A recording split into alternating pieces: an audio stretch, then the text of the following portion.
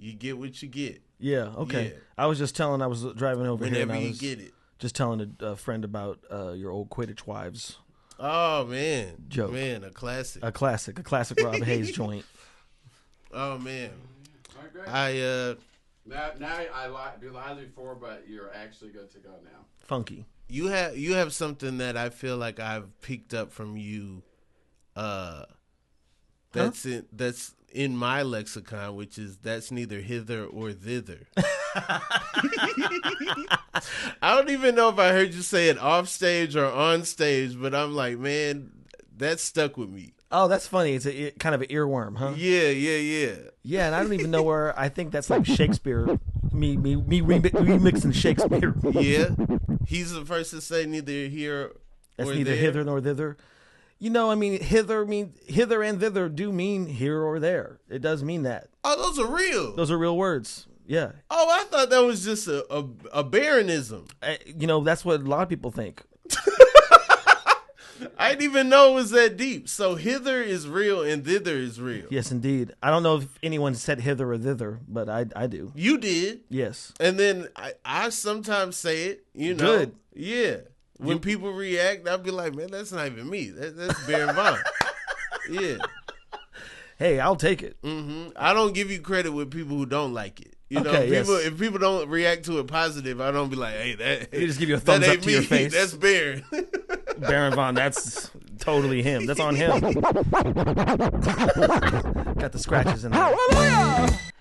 They call me Casper. Hey. And not the friendly ghost. Oh, but the Holy Ghost. That's a good Bootsy.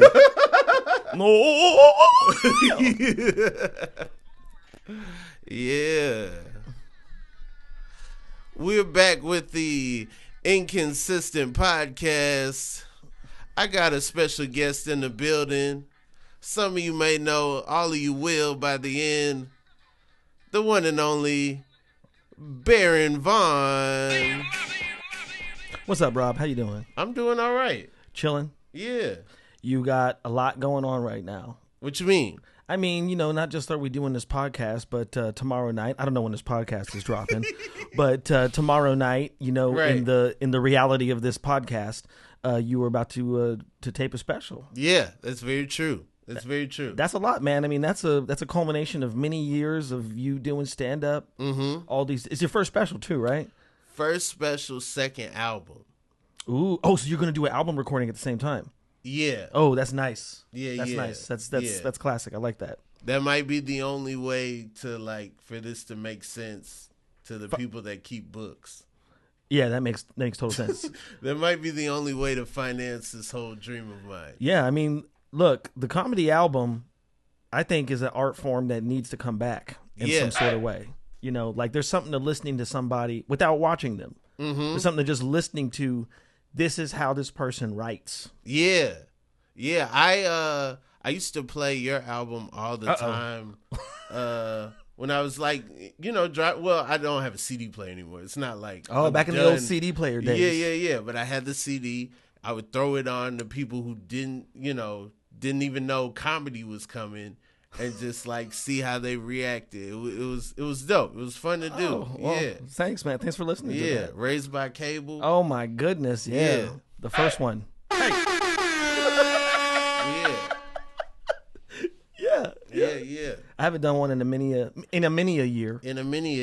But I think there's something to it. I think there's something to drop in an album every now and then, like a musician. Mm-hmm. And it's a different form than a special, but they could also go together. They could be separate. They could go together. They could be separate. Yeah, there might be some differences. There might be some audio sketches. I remember listening. I can't remember who it was, but I mean, there's many different comedy albums I've listened to where, because they're doing a visual bit, mm-hmm. you just hear silence and then the audience laughing, and I'm like, what are they doing? Yeah. What are they doing? Yeah. I don't know. I didn't want people to know what I looked like. Oh, really? Interesting. Yeah, when I was doing podcasts and putting out an audio album, I was like, this is great. Nobody's going to know what I look like. Why didn't you want them to know what you look like? I like the mystery. Oh, I see. I don't like them assigning anything to me. Like, yo, it might be a frog up there. We don't know. We don't know what he looks like. You know, It's I know that more WB about him. Frog up there with his top hat and his cane doing these jokes. Hello, my life. I don't know. I don't do a Michigan. Oh, is that what his name? Michigan. Oh my God. Michigan J Frog. Michigan J Frog. Wow. Yeah. Good pull on the name. Mm-hmm. That's knowledge. Warner Brothers was all about your last name is your species. That's true. Porky Pig, Bugs Bunny, Donald Duck. You know, they were like, let's not waste a lot of time. Daffy. Donald is Disney.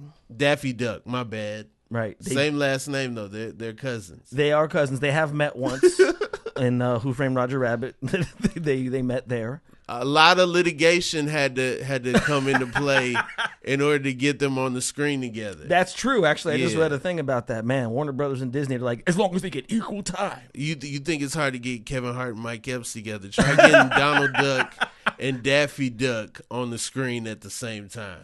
Kevin Hart, Mike Epps, they haven't done anything together, have they? I think they just did Comic View together. Oh, the new version of it. The new version of it. Oh, The new. Is Mike Epps hosting it? I believe so. Wow, I didn't know that. Okay, so it's actually in production. Yeah. I think they did it right at the buzzer, right before it was like, hey, y'all can't be doing stuff. You know? Yeah. Fantastic, and they got a swish right after the buzzer. Mm-hmm. Well, congrats on Comic View, on the return of Comic View.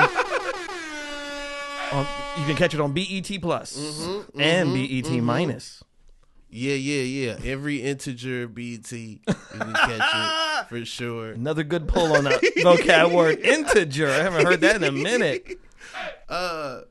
Baron, yes. Are you classically trained? Yeah. I don't know what that means. I was actually going to say, do you know what that means? I don't know. I know that that's the only type of training I know. I don't know any of the new training, new wave training, heavy metal training.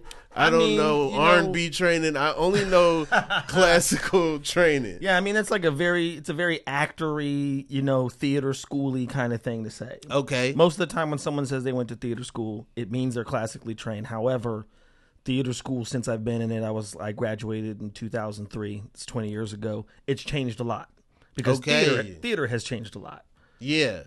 In this age of being, there being a lot of movies, there being a lot of TV, and more so than that, I feel like, a lot of people who maybe would have went into theater have gone into YouTube, have gone into TikTok, have gone into making things like that. That's kind of become the space where they're creative, more so than I'm going to go do a play or put on a show, So I feel like theater is always kind of looking for, at least right now, I feel like it's been looking for what it needs to be in this new age. So I come from a school that, by the time I was leaving school, a lot of theater schools, I think, were asking their questions what's the point of us? What are we doing? What's the point of us? So classically trained just means that all of this, the last 100 years of acting training or people who teach acting or have thoughts about acting, I kind of learned all of that. Okay. So it's people the quote unquote method. I know what the method is. I know what the difference between the method or Meisner, is, or viewpoints, or doing Shakespeare. All of those things are different. And I kind of have a big vocabulary of all these different ways to make theater, ways to act. That's sort of what it means. Wow. Things that I apply to stand-up comedy all the time. Yeah. Because I see stand-ups do it. Stand-ups, because people come to stand-up from all walks of life. Mm-hmm. So everyone's coming there with an instinct. Yeah. An instinct of what it means to perform or be funny. And I see a lot of shit that I learned, that someone came up with 200 years ago, that a stand-up just kind of instinctually gets that a lot of the times. So I like to try to, I spot that all the time from different stand-ups. They're doing this thing, not that they know that they're doing it, but that's also cool because whoever came up with it 200 years ago also came up with that instinctually. So would you say you have an actor brain and a stand-up brain? Or you never turned the actor brain off as you got into stand-up and you see it all through an actor lens? Or do you think you see the world through a stand-up lens? You were acting and now you have multiple lenses, bifocals. Yes, I got bifocals. Me and Ben Franklin chilling with the bifocals. Gonna get this lightning in this key. He had bifocals? He's apparently invented bifocals. Get out of here. That's apparently the inventor of bifocals is Benjamin Franklin. That is useful. Yeah, he was an inventor. Yeah. Apparently. But, to me, it's all about acting or stand-up ultimately are about why people do that. That's basically the baseline of just trying to figure out why people do what people do. Yeah.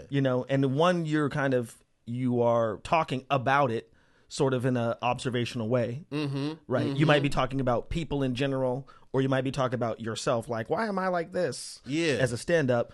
And as an actor, you're just embodying it. You are acting it as if it's happening, as opposed to talking about it in the past tense. I got you. Does that make any sense? It makes all the sense. Whew, all right. Plus, why people do that, that sounds like if Seinfeld spoke jive. Why people do that? Why people do that? Oh, yeah. Seinfeld in the cast of Airplane. Oh, my goodness. Did anybody before Airplane call it jive a language? Or is that some, like, white writers in a room like, I think they call it jive? I always feel like people do it instinctually, and then someone who's outside of that world names it. Yeah. Black people speak this way. We'll call it jive.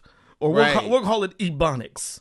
Or we'll call it AAVE or whatever the heck term they come up with. But then when you name it, you can own it. Yes, that is true. It's hard to own it like, no, I made up the thing. And it's like, they don't have a name.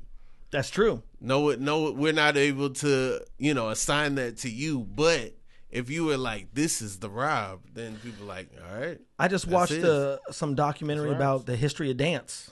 Okay. That's all up in the history of dance. Is like people in the jazz age, in all these different ballrooms, like the Savoy Ballroom and all these different places, like, in the 1920s, people made up dances and sometimes they would get the credit, but it all just kind of became jazz. It all just kind of became jazz dance. And now there's not really any, and then somebody named it and said, we teach jazz dance at this studio. And then they become like the creator of jazz. When really it was some dude in a ballroom who just decided he's going to move that way. He was boogieing. He was too busy doing something to be naming stuff.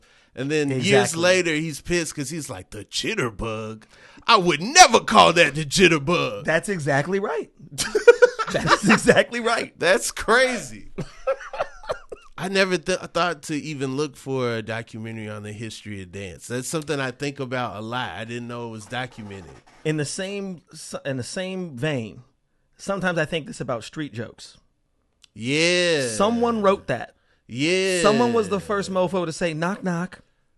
Right. And they don't get credit. They don't get credit Jerry at all. Knock Knock Lewis does not get credit. Yeah, he probably had a different knock knock joke every day. Exactly. Knock knock. Who's there? He's just trying to figure out what it was at the time. He's like, I got this new thing. It's like, it has to do with you being at my door. Mm-hmm. Okay, since that's new. Right. People showing up to your house. When the door was new, that's when knock knock was going off for sure. Exactly. Yeah. Before it used to be cave, and you just walked in.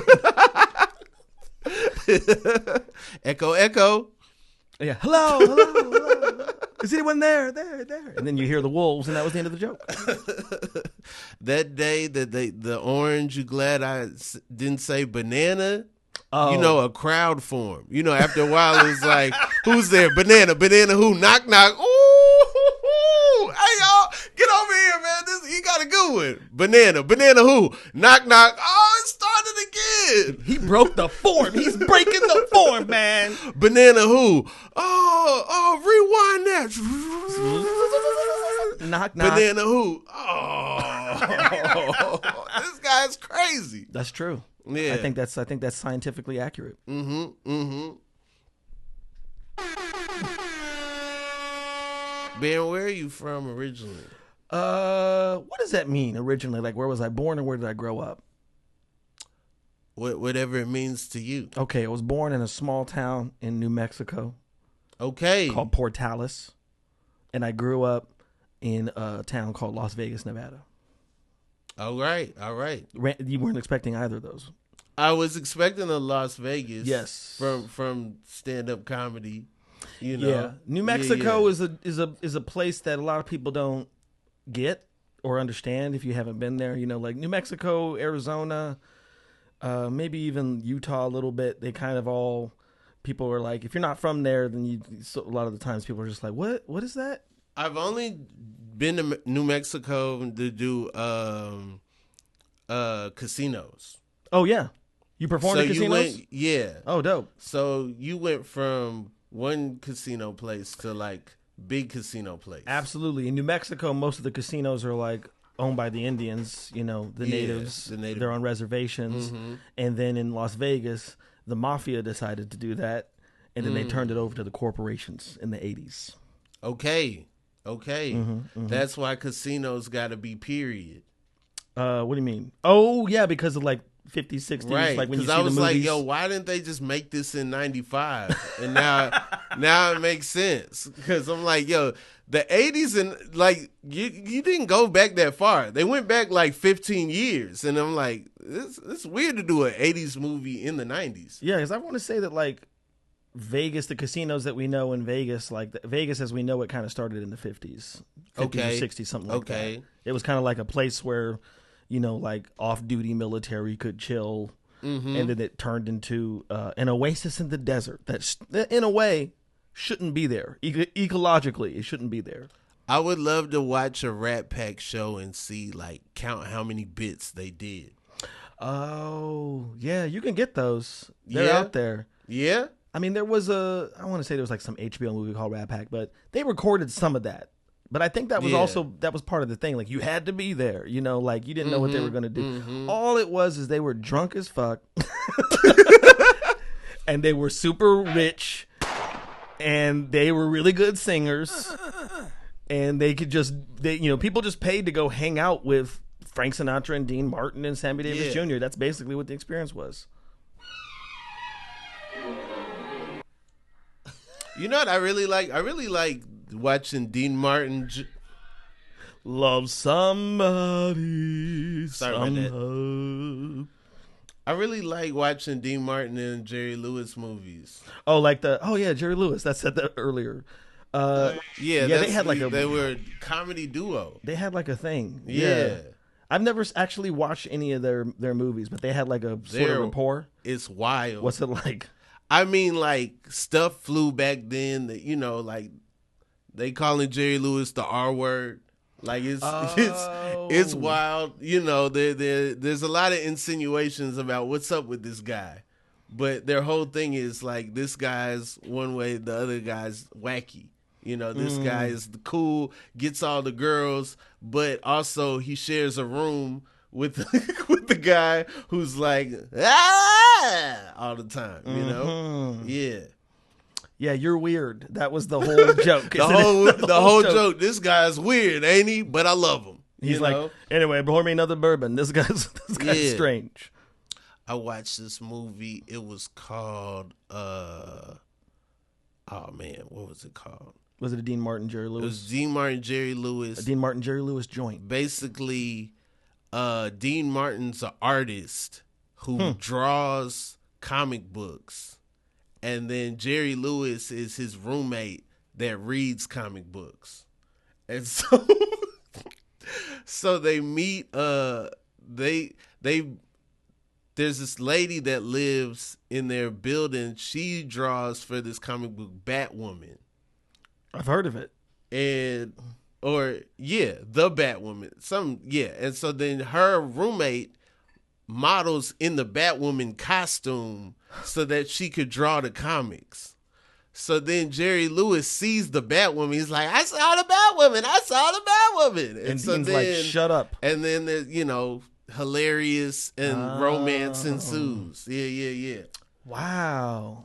First of all, that's a better synopsis than half of IMDb. Come on, man. IMDb, holla at your boy, man. I'll do videos for y'all. What y'all want to know about?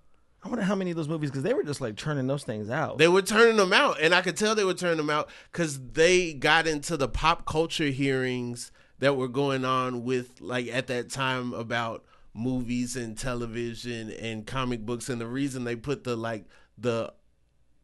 code on the corner of comic books is from those Senate hearings from the 50s, and they worked that into the movie. Oh, I forgot about those. Can you that was that to make sure that there was no communism? So they were worried about the image to go to kids. Kids were going crazy for horror comics. Superheroes was cool, but they was into Frankenstein and Dracula and all that. Okay. And so they were like, there's too much murder, there's too much stuff going on. Oh. And so they regulated, like, this comic has to abide by the, national code in order to be mass printed in this country. Oh, okay. And then in the 70s, like, Marvel wanted to do an anti-drug Spider-Man issue, and they did it. And they were like, this doesn't meet the code. There's syringes. There's a guy freaking out because he's on drugs and stuff. And they were like, yeah, but it's to try to prevent kids from doing drugs. And they were like, not approved. And Marvel put it out, and no one noticed. No one was like, hey man, there's no code on this. My child, I got to take this back. Oh, this is not up to code. Wow. They regulated comics before music. Like, it took Tipper Gore to hear Darling Nikki for them to even get was Darling Nikki the song that put Tipper Gore over the top? Oh, her daughter was 11. I don't think it was. A girl named Nikki. I guess you could say she was a sex machine. Man, that's not right. That's not how. I thought you were making a joke. She was a sex fiend. I think that's what he said. Sex fiend. Yeah, sex machine. James Brown. No issue. Nobody's like, hey, step on the scene. Hey, man, what you mean hot pants? Well, he's talking about himself. That's the difference. Parental advisory, man. These pants are hot. Goodness sakes, look at them cakes. He must be talking about pastries.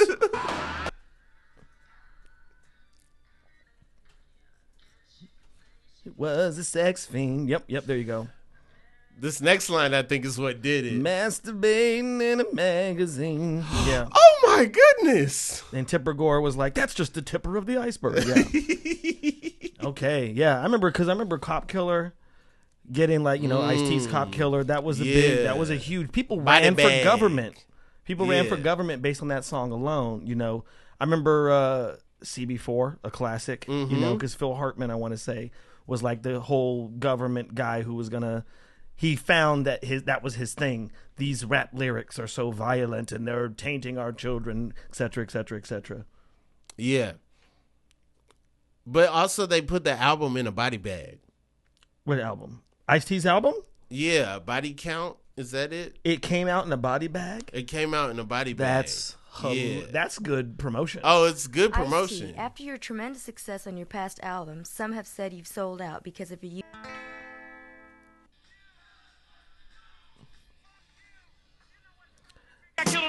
Oh, that's so punk. Yeah, no. Ice-T also, like, while making rap the most controversial genre, he also was like, oh yeah, and I do rock and roll. I don't think that many people listen to Body Count and was like, well, this ain't even hip hop. They were like, yeah, we getting banned. I mean, wasn't that a big thing about early hip hop, is that they were also looking to the punks as examples in a lot of ways, weren't they? I think so. I think there's Speaking of Melly Mel and Eminem, they were like yeah, looking to the punks for some kind of definitely got spikes from them. Yes, the spike. The Furious Five with the they look like warriors. That was that movie, right? Yeah, rappers were putting belts around their legs back then. Got to keep these thigh muscles in. Yeah, a lot. Well, Offset will wear a belt on the leg now. He's in his full Michael Jackson mode now. Well, once he starts wearing the one glove, we'll see. He probably's already done that. Who knows? He's probably already gotten the rhinestone glove. Shout out to Migos. Shout out to Migos. Or Offset specifically. Baron, what's your favorite color sky? Whoa. Well, I like a pink and a purple sky.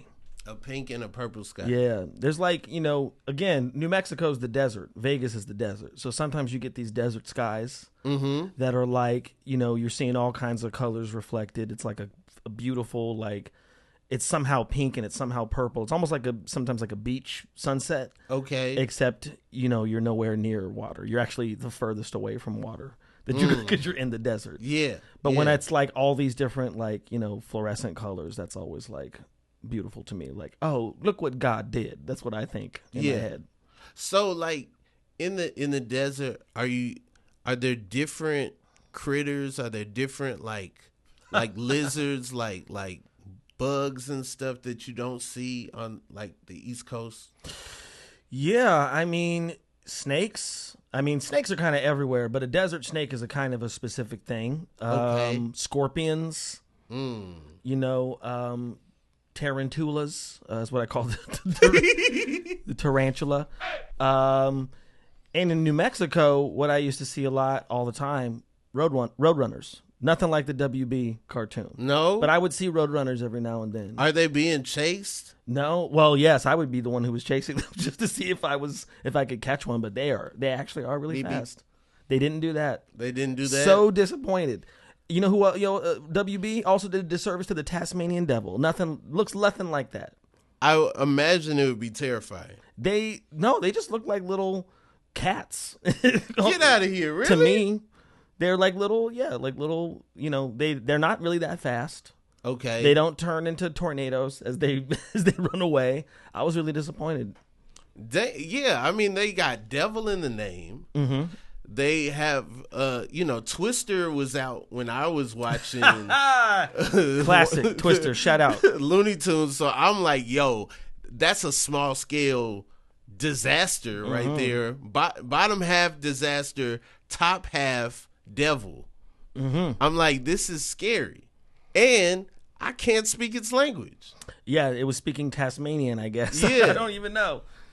But those were kind of like some disappointing images. Did you ever paint like a wall to look like the road to see if the road runner would like run off the road into the wall? Even though I got all of my paints from Acme, I never ended up doing that. Did you watch a lot of cartoons growing up? Oh, hell yes. What were your favorite cartoons? I loved all the Looney Tunes, and I liked the Looney Tunes more so than the Disney stuff. The Disney stuff was very much, it almost felt like it was for, at least at that time, it was for much younger kids. Okay. And so it always felt like it was too innocent in a sort of a way. Wasn't necessarily as funny. The Looney Tunes was so funny. So DuckTales needs more blood. If you want Baron to watch it, get some Uzis on DuckTales, smoke some cigars. That was different because I want to say that like I was on that Warner Brothers train, but then once Disney started kind of putting out those like, I guess like almost like sitcoms for tweens, it was like DuckTales. What else was there? Chippendale Rescue Rangers.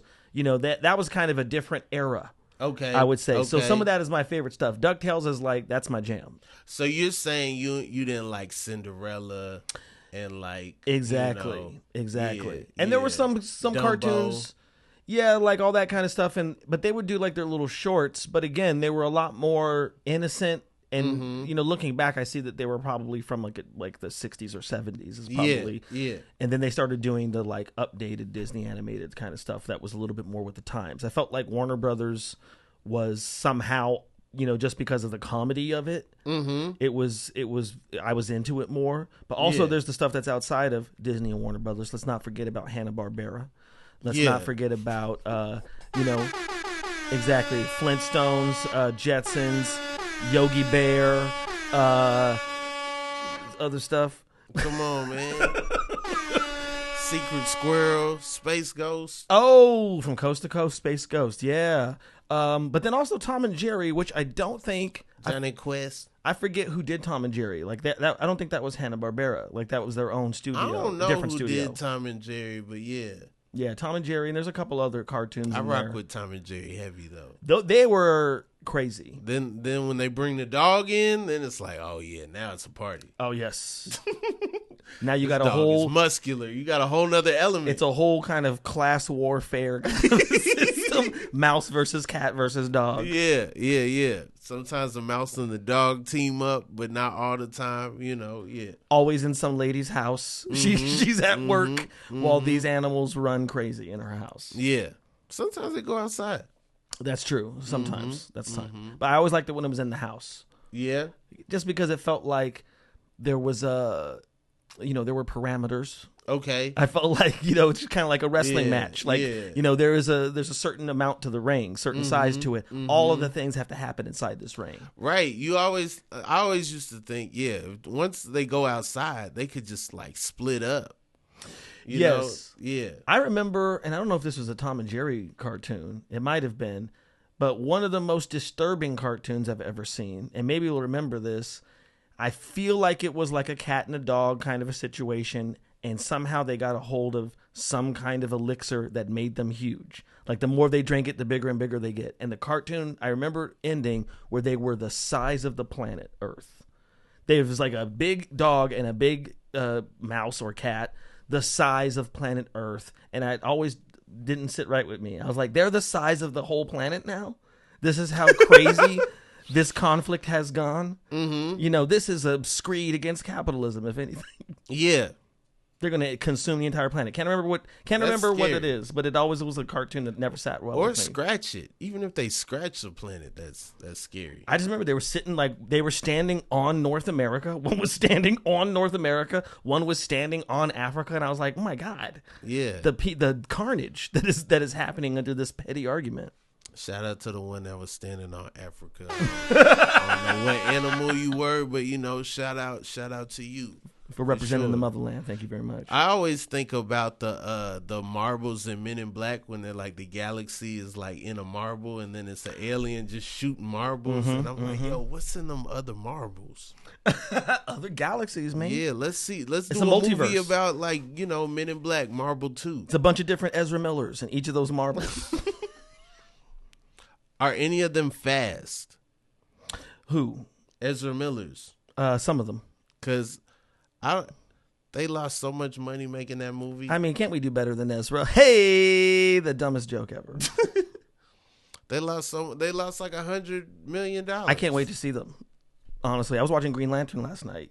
Yeah, I love a good bad superhero movie, man. I love Green Lantern. I was really disappointed that the world didn't take to the Green Lantern movie because that's my favorite character. It's one of my favorite characters. characters. He uses his imagination. I was disappointed that it was Hal Jordan. I kind of wanted the Jon Stewart Green Lantern. Yeah. You get him in animation, but not in a live action situation.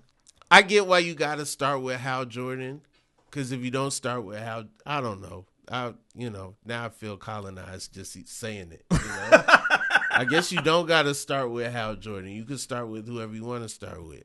I always like Kyle Rayner because he was an artist, and so I felt like his imagination would, That was the Green Lantern after Jon Stewart. Yeah, that's a Green Lantern. Yeah, I haven't. I did not stay up with the Green Lantern series. I got to say. So they get this guy Kyle Rayner. He changes the suit because Hal Jordan goes evil. He turns into Parallax. He starts killing the little blue dudes wearing all their rings. Now he got like 10 rings on. He's got on all these different rings. He's beating up the Lantern Corps and stuff. Cause it's all those championships. It's around the time that Superman died. So it's around the time Superman over there. They got Superman's funeral. That's got CNN and everybody. This is like 90s DC 90s, we're talking about. Right, they were trying to shake it up. Right. So trying to compete with Dark Horse and Image. So then Kyle Rayner gets this like new ring. He's like, I'm switching the suit up. My suit's mostly black. Got a little cool, real 90s era uniform, different mask and stuff. It looks more like a lantern kind of, but it still got eye holes kind of thing. And then so he's the new Green Lantern, but like he wouldn't just use a hand to catch somebody. He would like make a whole angel like come and catch somebody. Ooh. Like he would do ill stuff where it'd be like this time it's a slide. Like he would switch it up always what he did to like do stuff, and it just showed the infinite amount of options that you have with that power. Interesting. Okay, They tried to take Green Lantern to the new era. Now we got a black female Green Lantern. Really? Yeah. Wow, I did not know that. Just came out in the past like two or 3 years. So she's literally using black girl magic. Fantastic. Yeah. I could talk about Green Lantern for days. That's I'm noticing. That's my dude. I'm noticing. Do you fan out about anything? Is there anything that you're like, all right, you're obsessed? I mean, I've had a number of obsessions, but I do kind of like I taper off of them, you know. So there was the era where I was really into comics, and then I kind of tapered off of it. It's like I was really into role playing games, and that sort of turned into comics. Okay. And then the comics thing actually wore off when one day there was a comic book store in Vegas that I used to walk to, and if you don't know Vegas, it's 100 degrees outside all the time. So I walked 40 minutes in 100-degree heat to a comic book store. 40 minutes? Yes. Whew. And then it was closed for business. And I was like, okay, I guess I like pool now. Because there was a billiards place next door. And I'm like, I'm not going back home. I need to get some air conditioning. So then I became obsessed with like pool. Okay. Do you have your own stick? I do not. No. See, that's, again, and that transitioned into bowling. Okay. At some point. You got your own ball? No. See, I always when get off. It's time to buy something. That's when Baron's like, you know what? All right. It really does. I'm out. I've mastered bowling with the rented ball, and I'm out. Seriously. Once I could bowl over a 200 with like the house ball, I was like, okay, I'm good at this. Yeah. No, it really does come down to the financial investment. I'm not gonna lie. At some point, I love that. I love that being an expert until it's too much money. Yeah. No, y'all want me to buy a gi? I guess I'll just fight with this. No, because I was like, I'm not gonna ask my parents for this money. Like they're gonna be like, what do you need it for? I'm like, comics. They're like, no. Oh, shoulder pads? Yeah, I'm off this team. So a bowling ball and shoes. Get out of here. Wear your socks, boy. No, actually, we were all, because Vegas is very much a bowling city.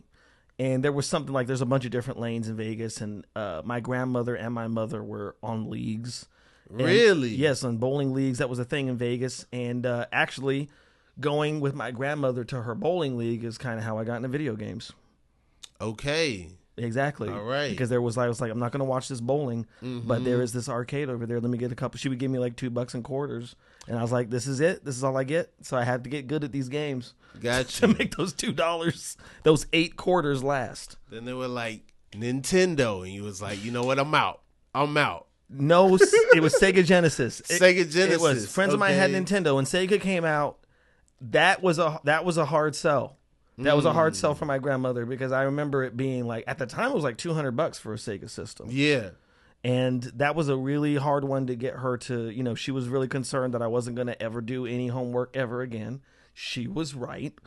But I used my early acting skills to convince her that was not going to be the case. And I got a Sega Genesis, and I just rip it up. Okay. I had a Genesis. My parents were anti-Nintendo. I don't know what happened to them. I don't know why. They didn't want me to have a Nintendo. They only wanted me to have Sega stuff. And then so when Sega went out, it was like a crisis, because it's like, yo, they not making any more Segas. Can I get an N64? And they're like, no, you absolutely cannot. Yeah, see, that's the other thing is, like, I got off of video games because after the Sega Genesis was no longer relevant, I was not going to spend the money. It like took Saturn, y'all done skipped a lot of planets to get from Genesis to Saturn, from the first chapter of the Bible to go all the way to Saturn. That's a lot. Y'all skipping a lot. I was waiting on Leviticus. Sega Exodus. Sega Deuteronomy. Yeah. Sega Matthew. Sega Revelations. Y'all didn't even finish the Bible. That's y'all hilarious. Went straight to Saturn. No, it really was. Like, I remember, because by the time I got off of video games, and then when I was in New York, this is like middle school I'm talking about, when I was doing Sega Genesis, then cut to me in like 2009 in New York, and I'm like, I'm getting a PlayStation 3. That's it. Okay. It was that big of a gap. Yeah. Because once I was getting a PlayStation 3, it was my own money. I didn't have to ask anybody for it. Are you a gamer now? I do like to play some video games now. Yes, indeed. I wouldn't call myself a gamer. Okay. See, I'm very loath to take on these titles. I got you. I'm Moonlight. I'm Bruce Willis and Sybil Shepherd on all these games. You know what I'm saying? Yeah. So, like, I have a PlayStation 4. I do use Steam as well on my computer, and got a Switch. I don't even know what that is. Steam is like it's not a system. It's a system that is a program. Although they do have a Steam Deck, which is the handheld system. But Steam is, basically like on a PC, you can download Steam, and you can essentially play any game that's on PlayStation, Xbox, Switch. A lot of those games are up there. Wait, is this legal? Yes, it's absolutely legal. Oh, okay. Computer games. Okay. Because I got Street Fighter on all of those. I got Street Fighter on the Switch, on Steam, and on the PlayStation 4. Okay. That's still my go-to. You be out here fighting. That's my street fighting. In the street. Yeah, Everybody was street fighting. Yep, you got to look for that one now. No, Street Fighter is my meditation, man. Yeah. A lot of the time. But, like, does it make you angry when somebody just comes and hits a bunch of buttons and does the stuff? Well, when I'm playing, button mashing, they used to call it. When I'm playing online, I can't see anybody else. So I might be playing another person, but I don't know what they're doing. And if they were just mashing buttons, I could still murk them. Okay. But, it's the masters that can really take me out. I do get mad when anyone's better than me, but there's a lot of people who are better than me. Man, there was a crazy Street Fighter, like, whole thing at Bridgetown one year. Oh, really? Like a kind of a rivalry sort of thing? That arcade I remember day that. or whatever. Yeah, and Derek Gaines was whooping everybody. Oh. He put his shades on. Like, he was being disrespectful. Oh, like, he was walking yeah. around like he was chilling. And he was crushing everybody. It was crazy. Okay, well, then I got a challenge out to Derek Gaines. Okay. Me and you, Derek. Okay, smoke. One day, Street Fighter Alpha 3 or Street Fighter 3 Third Strike, whichever one you want, son. Okay. Speaking of Bridgetown. Yeah, the dearly departed. The dearly departed RP Bridgetown. Such a great festival. But you had me on a show there that really, a lot of good things from my career happened. Oh, really? Because of that show. Yeah, that started my relationship with some people that I still see around LA and are in the industry from the show The New Negroes. Oh yeah, back in the day. Mm-hmm. R.I.P. New Negroes. Yeah, R.I.P. New Negroes. But it was a great show. It was a lot of up and coming Black comedians that were showcased on that show, and in Portland, a place that it was my first time in Portland. I didn't even know the history and the landscape and everything. I didn't know they don't get Black shows all the time,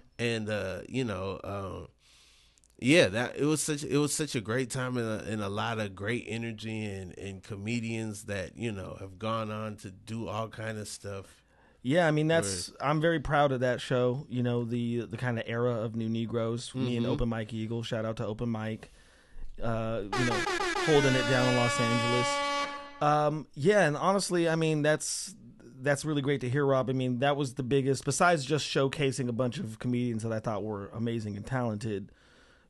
All of y'all meeting each other. Yeah. And forming relationships that would last beyond the show was the most important thing to me. Yeah. So I'm glad to hear that. No, that's where I met Ben Bazzuta. Oh, yeah. Might have been one of the first shows I did with Byron Bowers. Dope. Where I met Reggie Watts. Yeah, yes. Yeah, it was amazing, and then, all the people I've seen on New Negroes throughout time, it's been like a dope thing. Awesome. I definitely think that should always exist. There should always be a place for Black comedy, especially Black comedy that's I guess what wasn't necessarily boosted at a certain time. What do you mean boosted? Like wasn't necessarily promoted as see what you mean. This yes. this is Black as well. Yeah, and that was always my thing. I would call it Black alt. Black alt, yeah. Just in the sense of I do always think about comedy in terms of music and different genres, subgenres and stuff like that. So, there's a lot of music that can call itself hip hop. Right? But there's a lot of different styles of hip hop, not only in the general style, but also just the style of any individual MC / rapper / whatever the hell you want to call them. So it's kind of in terms of Black comedy, there's always sort of been a mainstream image of what it's supposed to look and feel like. And that's fine. but I also wanted to make sure that, things that are outside of that image were also recognized and promoted. That's always been because that's what I've always felt like I am. Yeah. Weird. No, you definitely were in a time y'all carved a lane, the awkward awkward comedy show. Shout out to Victor Varnado. Yeah, shout out to Victor and Hannibal, Eric Andre, and Marina Franklin. Marina Franklin for sure. Wow, yeah. It's amazing that you bring that stuff up. I have been getting nostalgic. I'm these sorry. Days. No, it's all good. I remember watching that like in my dorm. I'm just starting into comedy, and I'm like, cool. Like this is this is great. Like that this is happening, and then and then I get whenever I meet people from that time, it's just like, oh my God, like these are the superstars. That's these dope. Are the people, That's really that means a lot. I appreciate you saying that. It's the truth. It's the truth. I would talk to you more. I just don't want you to sniff me out as a fraud. I don't want you to be like, this guy's not. Where was he trained? He ain't classically trained. No. This man. I try not to judge or try not to say like you ain't. Because look, that shit's been done to me. Yeah. And I'll tell you the most powerful 3 words that I've ever learned. What? I don't know. Yeah. Man. It's powerful. Getting to that place where I can feel comfortable saying, I do not know. I don't know. I do this podcast and we don't Google anything here. We don't look anything up. Do you Bing it? No, we don't Bing it. We don't. We try to not look anything up. That's the only rule. Do you ask Jeeves? Truly of the podcast. Okay. And there's so many people that they don't refuse to say I don't know. Oh. But it's fun when we're having fun. It's fun when we're making up stuff, we're improvising and stuff. But then sometimes people just I'm like, I guess I got to roll with it, but sounds shaky. I mean, you can't say I don't know. It's the most freeing thing. It took me a long time to get comfortable. I mean, when I don't know something, I can say it. But there's a lot of stuff that especially if I've heard of it, I might not know a lot about it. Yeah. But it's like, you ever heard of such and such? Yes. But that doesn't mean I know about it. Right. And sometimes if I say, yes, I have heard of that, people think, oh, then you know about it. Like, no. I saw a headline. Yeah. I didn't read the article. I didn't read the book. I just know that it exists. Mm-hmm. But there's nothing more freeing than saying I don't know, because when you say I don't know, then someone who does know might tell you what's up. Right. That's how you get to know. Yeah. It's by saying I don't know. It does suck when you say I don't know, and then the person that tries to get you up to speed, they tell you the things that you already did know. that does suck when you're like, I don't know, explain it to me, and then you're like, oh man, we're at the same place.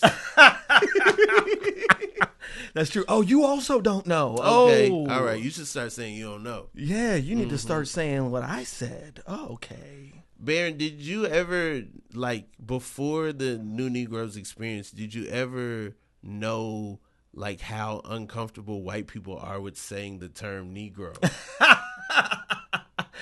I mean, I guess I didn't know. I didn't know. I would talk about the show, and then I would be in meetings, and people like, I can't say that word. I'm like, wait, no, that's not the other one. It's from history. It's got a tricky history, and I guess that it's a thing that me and Mike, when we did the TV show version of it, we really had to deal with, because we did not know that there was going to be as much of a backlash, as much of a discomfort with it as there was. I mean, for me, whenever I heard the word Negro, and I hear the word Negro, I think of Dr. Martin Luther King Jr. I think of somebody using it to address black people. I think of baseball. You think of, Negro League? Yeah. Yeah, and I think of Negroes, we need to. That's what I think of in my head. It's and it became but there is context to the history of how it changed, and how it was African, now it's BIPOC. Mm-hmm. People say BIPOC, and I'm like, I thought it was Tupac. It's bi? Okay. And then was African American, it was black, came up, Yeah. Black used to be an insult. It's interesting talking to because in the 70s, 60s and 70s, say it loud, I'm black and I'm proud, and black power. But before that, when Negro was the word. Yeah. Because Negro got chose over colored. Yeah.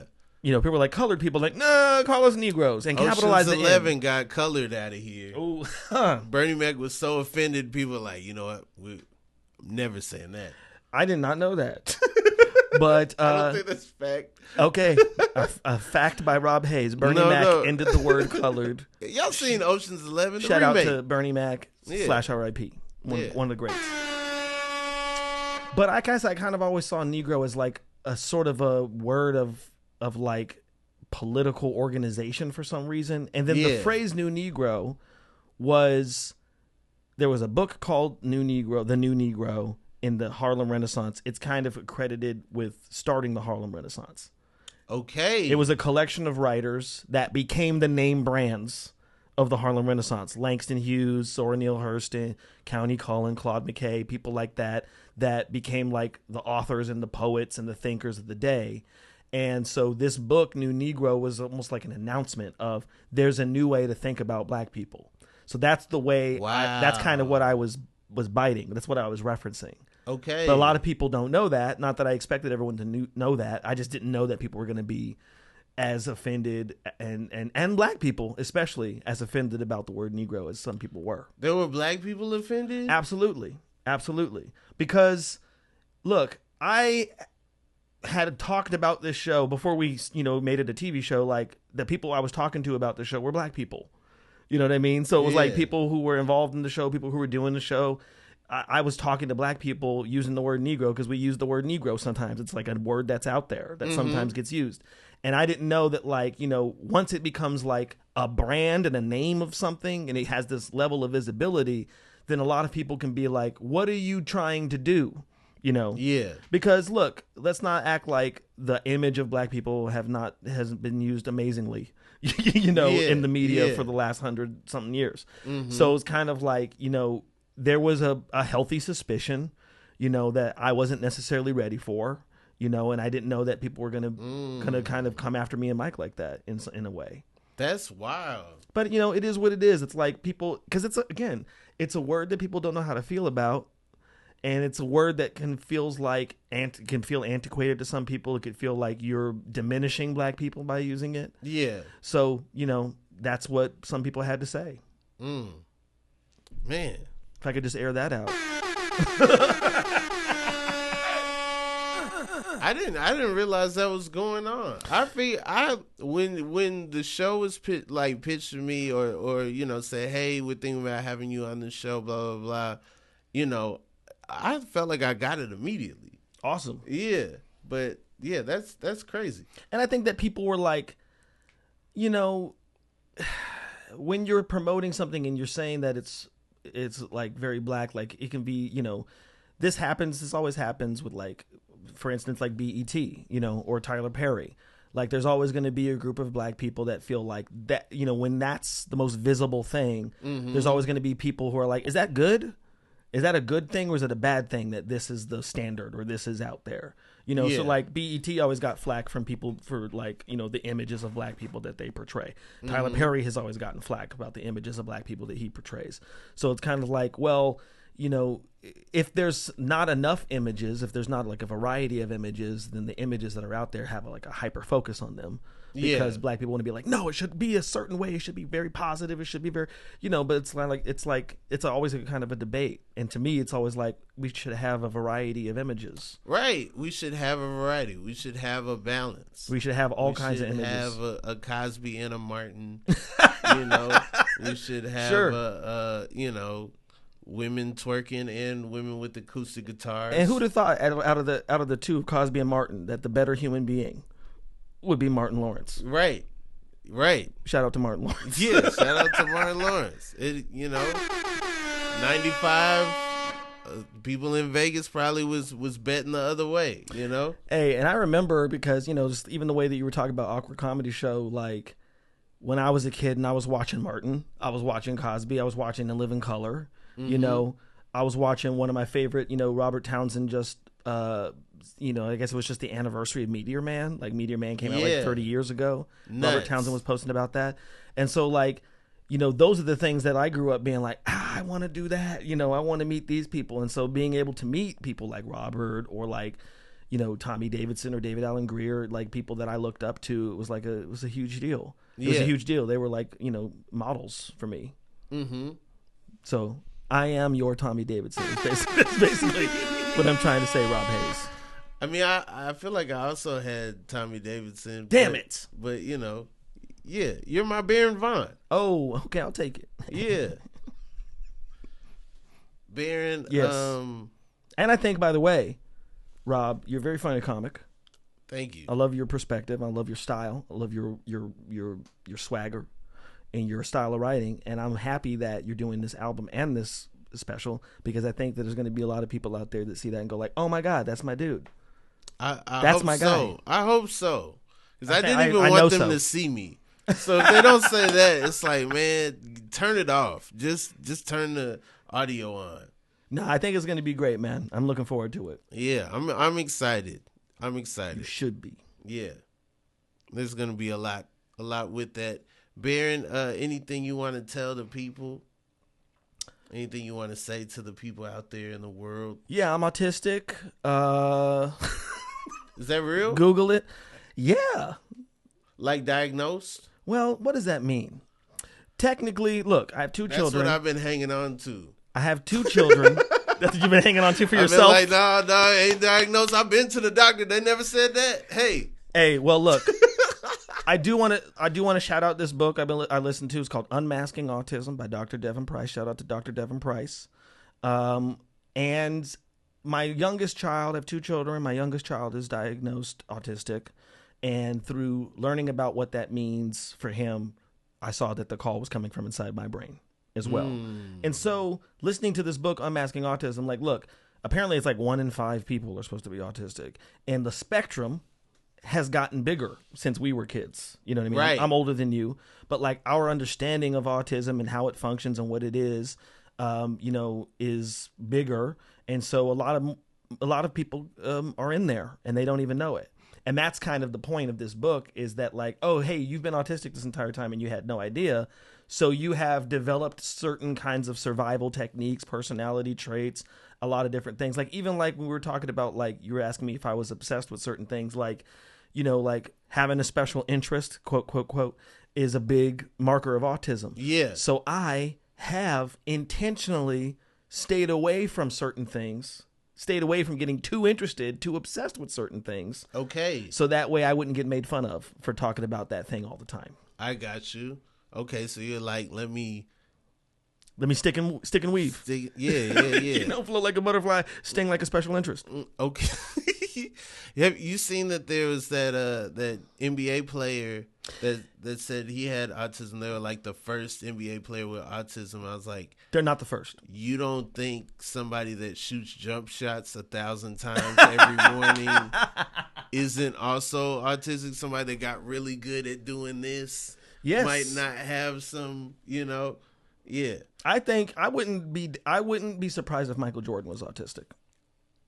Right. I would not be surprised. Right. That would have been a great cliffhanger at the end of The Last Dance. It's like, like when he's going on that rant and it's like, you think something's wrong with me? You never won before. Bet you didn't know this. I have autism. And they just like ended. Clink. Like, whoa, what? Whoa, wait. Whoa, MJ? I just thought he just hated to lose. I just thought he was the greatest winner. And it's like, yo, y'all see this dude is crazy. I mean, look, and that's the thing. It's kind of like, for me, I'm still trying to figure out what it means. And a lot of it has to do with like, it's just the way that I've seen myself. Yeah. Or the way that I've handled myself or explained myself to others is changing, And so it's like, and the way that I understand myself is the biggest one, because it's kind of like, it gives me space to kind of redetermine how to do everything. If that makes any sense. Does that make any sense? It's making sense. The way I've been doing things has led to a ridiculous burnout. Really? Just ridiculous burn. I've been burnt out for a minute, right? Yeah. And a lot of that is the hypervigilance of trying to look like I'm not weird at all times, trying to look like I'm normal, trying to look like but like the way that I think about things and have been doing things just kind of like just drain the hell out of me. Dang, see, I've been beating myself up recently because I'm like, yo, do you know where you would be if you try to not be weird all the time from the beginning. That doesn't, but you are who you are. Right, I am who I am, but I'm like, yo, you could have been somebody else. And look, I have that in my private moments. I have the exact same thought. It really is like, and this comes up in the book Unmasking Autism about what it means to be masked. You know what I mean? That you didn't know you were wearing a mask. You didn't know that you've been trying to fit in. Yeah. And it happens in your private moments where I'm judging myself or I'm shaming myself for wanting to do or not wanting to do certain things. And that doesn't necessarily get me anywhere. And I'm not saying that it's not about oh, well, then I just never need to do those things. It's just about finding a new way to kind of interact with the world, represent myself. Got you. You know what I mean? Mm-hmm. And yeah, that thing about man, if you just weren't weird, and again, that's me taking it on from decades. Okay. Decades of people telling me I'm weird. But maybe I'm just me. Yeah. I don't think you're weird. Thanks, Rob. I don't think you're weird either. I don't know. I think the things that throw those people off are the things that makes you so cool to me. You know what I'm saying? I appreciate Hither that. nor thither. Stuff like that, And that's a big thing, man. Some of it is again, it's self-image kind of stuff. Mm-hmm. That's the biggest thing where it's just being proud of how I do things instead of being I should be more like this or that or more normal, whatever normal is. Yeah. Those are the things I'm trying to I'm seeing how much of my life is wrapped around trying to appear normal. Yeah. Or act normal. Forget normal. It was never real. We got the internet now. We know better. It was fake. They made it up. Everybody doesn't live in Levittown. Okay? Leave It to Beaver was a lie. There is no normal. We all are who we are. Some of y'all do stuff that the internet would question. You just don't show it.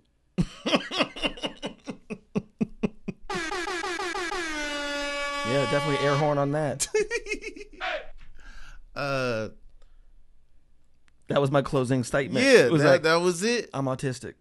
All right. Well, you Shout heard out it to here my black first. autistics. Exclusive,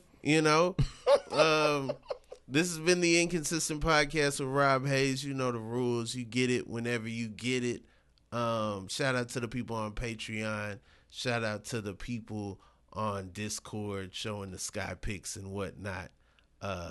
Yeah, if you're not on those things, then that's the only way to be in the conversation. Get updates on the episodes, progress, everything that's going on. I've been Rob Haze, and we out. Got your kid in the back, y'all.